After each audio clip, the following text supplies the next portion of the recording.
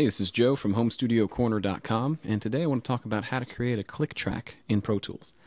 Now, if you're not familiar with click tracks, it's basically just a metronome track that you use as a guide. You set the tempo of your session, and then the click track follows that.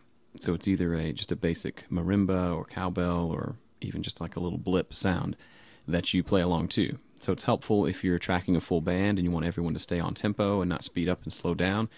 And it's also helpful if you're doing a lot of overdubs, which is what I do, where you maybe sit down and record the guitar to a tempo, and then you want to go back later and add additional guitar parts, percussion, drums, that type of thing. If it's all done to a tempo, or to a click track, or to a grid, then it makes it a lot easier to add other parts in the future because everything will be at a set tempo. And the way you do that is, in Pro Tools 8, they give you the option. It's actually pretty simple. You just come to Track and create Click Track, and there it is. If we hit play, you'll hear it's right there. Now, in previous versions of Pro Tools, it's not that easy. I'm going to delete this.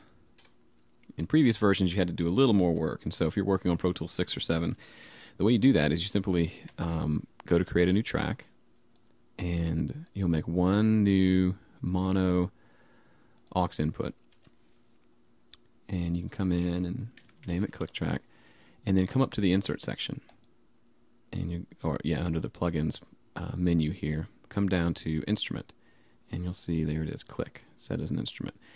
And you have the option to have an accented note and then the unaccented, meaning if it's in 4/4 time, the downbeat will be a little louder than the others, like this. Sorry, it's a little loud. You can adjust that. You can also adjust what sound you want. So they give you, they don't give you a ton of options as far as what sound you want to use. There's that MPC click, there's a marimba. That's probably what most folks are used to using. You can also, I guess that's a cowbell, I don't know. So there you go, that's how you create your click track. And you come back, and when you pull up something like your transport window, which we'll pull up here, you can see that the tempo of the song is right here. And as we play the click track, it's at 180 now. We'll set it to 120. And you can hear that it changes with the change in tempo. So this is great, especially if you're going to change the tempo throughout the course of a song as well. The click track will follow this tempo right here. So that's the basics of how to create a click track. Tomorrow I'm going to deal with how to be a little more creative with your click track and use some sounds that are a little more musical.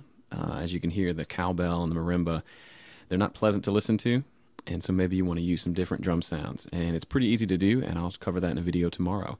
If you have any questions or any suggestions, leave a comment on this post. And if you're watching this in YouTube, I don't check the YouTube comments too often, so head back over to HomeStudioCorner.com and leave a comment there, and we'll get into a discussion about this. Thanks again. We'll see you tomorrow.